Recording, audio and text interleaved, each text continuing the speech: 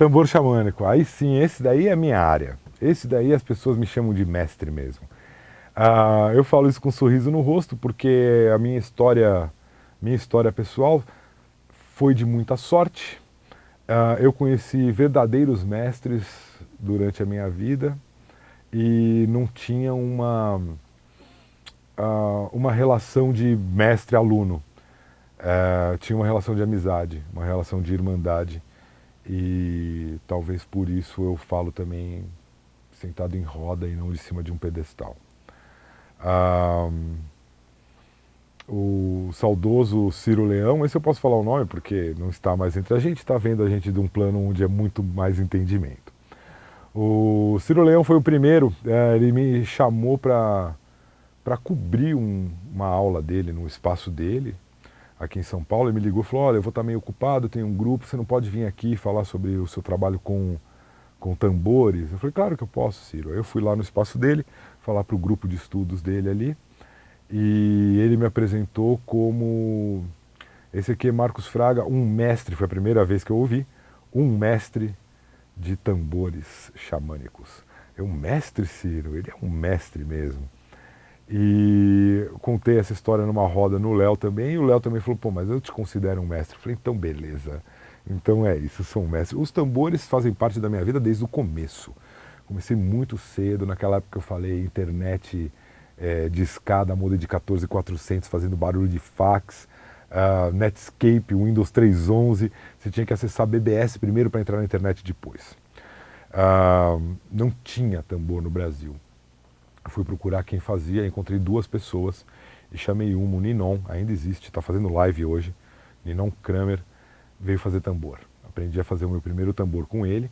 A partir daí continuei um estudo e fui fazendo outros tambores, outros trabalhos e trabalhando em cima disso, meditando muito em cima disso. Eu não gosto de falar recebendo muita coisa do astral, mas assim, por intuição as coisas vão acontecendo e comigo precisa ter... Aliás, essa eu vou fazer uma parte aqui, pedir licença de aumentar um pouco a extensão da história, mas eu me considero devoto de São Tomé, por conta de uma explicação que o Neil Gaiman dá. O Neil Gaiman é talvez a maior mente criativa viva hoje, escritor de vários livros, inclusive vários estão sendo transformados em minissérie, tipo Deuses Americanos, Belas Profecias e tal, e alguns filmes.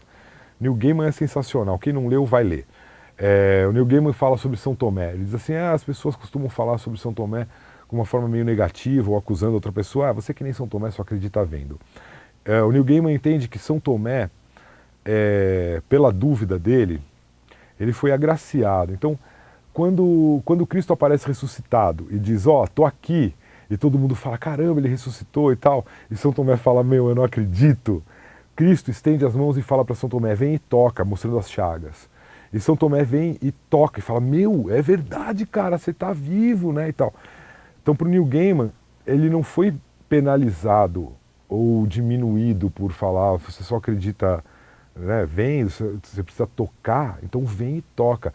Ele foi o único discípulo que teve a graça de tocar no Cristo ressuscitado só por ter questionado. Então eu me considero discípulo de São Tomé. Para mim tem que ser verificado, reverificado e tudo mais. E eu tive sorte de ter confirmação de várias coisas, e com os tambores foi assim também. Depois de um bom tempo fazendo tambores de uma certa maneira, como eu havia aprendido, eu comecei a pensar: puxa vida, eu gostava de fazer ao ar livre e de noite, porque é fresco, e trabalhar com tambor de dia, muito calor, é ruim. A gente trabalha com couro animal, então o cheiro é forte, atrai bicho, mosca, né? Então à noite é sempre melhor. Então eu estava trabalhando à noite, fazendo tambor e pensando: puxa, mas se eu, em vez de amarrar desse jeito, amarrar assim, quem sabe, olha, honrando as 4 direções, em vez de usar uma corda só, usar 4.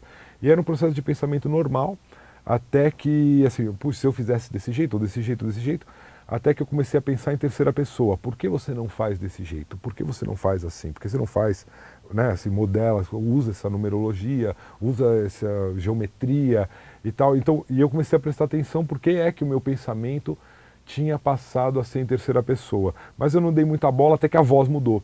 Aí era uma voz um pouco deslocada de dentro da minha cabeça. Falei: caramba, alguma coisa está acontecendo aqui. Fechei os olhos, né? Então vamos lá, então, vamos meditar.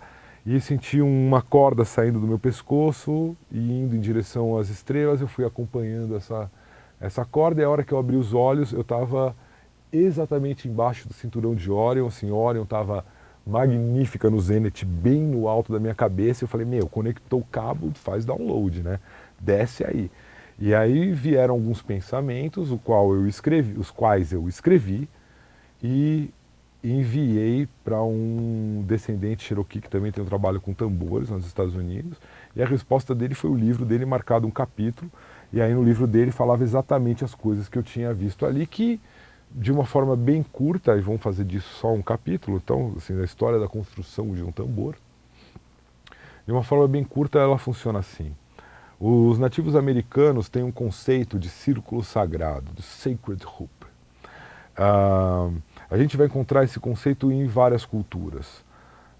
O círculo sagrado, que a gente até ouve acho que na música do Rei Leão, né? Assim, é o círculo da vida. Não sei cantar. O aro do tambor representa esse círculo sagrado. Para os anciões nativos norte-americanos, mais especificamente o alce negro, o Black Elk, ele diz, por que círculo? Né? Assim, o círculo a gente vê repetido em todas as formas da natureza. A gente constrói, os índios americanos, nós construímos nossas cabanas em círculo, nós sentamos em círculo. Eu olho para o sol e vejo um círculo, eu olho para a lua e vejo um círculo. Assim os passarinhos fazem também seus ninhos em forma circular, né? Então, esse conceito circular, as idades são circulares, a roda de cura é circular. Bom, isso vai talvez aí para um próximo capítulo também, a gente pode falar um pouco mais sobre isso. O aro do tambor simboliza o círculo sagrado. Quando a gente nasce, olha só que interessante, a gente tem esse conceito meio inato. Porque quando a gente está em gestação no útero da nossa mãe, a gente se alimenta pelo umbigo, que é um círculo. Aliás, é o nosso primeiro círculo sagrado, chamado de Cusco, que deu origem à palavra Cusco, que é a cidade perto ali de Machu Picchu, que é considerado o umbigo do mundo. E quando uma pessoa é muito egoísta, a gente não costuma dizer que é uma pessoa que olha para o próprio umbigo. Então a gente tem o nosso primeiro círculo sagrado, o nosso umbigo, a gente só trata dele, a gente olha só para a gente. A gente vai crescendo e entende que faz parte de um círculo familiar, não é assim que a gente chama? A gente não chama do nosso círculo de amigos. Então a gente vai durante a nossa vida ampliando esse nosso círculo sagrado. E a gente pode se tornar uma pessoa responsável pela nossa família, pela nossa comunidade, pelo bem-estar das pessoas, e pode ir ampliando isso para quanto a gente quiser, até se tornar uma pessoa importante para o funcionamento do cosmos. Essa jornada não é fácil, vocês vão lembrar as semelhanças disso quando eu estava falando sobre o Ashuma. Então a gente vai ter apoio e suporte da Mãe Terra, que é representada pela pele de baixo do tambor, e a gente vai ter a ajuda do Pai Céu, ou da parte masculina do Criador, que representa a parte de cima do tambor. Dá para ver minhas mãos? Sim. E aí essas peles, ou seja, Mãe Terra e Pai Céu, se abraçam em volta do círculo sagrado da nossa vida. E desse abraço cria a imagem do Ouroboros, a serpente que morde o próprio rabo. Símbolo do infinito, da continuidade, e a serpente é símbolo da medicina. Ela está no cartão de visita do psicólogo, do médico, do farmacêutico, e vocês sabem por que é que a serpente está lá. Um matemático chamado Kekulé estava preocupado em descrever fórmulas químicas. E ele tentava de todas as maneiras de escrever fórmulas químicas e usava o sistema cartesiano, ou seja, esquerda para direita. E as fórmulas simplesmente não funcionavam. Um dia ele teve um sonho com o Ouroboros, a serpente que morde o próprio rabo. Levantou e desenhou na lousa dele de estudos a serpente, e do lado ele fez o esboço do primeiro anel benzênico, que foi o que deu a solução para a química moderna e todos os medicamentos. Então, em homenagem ao sonho de um animal, do Kekulé, que nós temos a serpente como símbolo da medicina. Continuo construindo tambores como esse até hoje.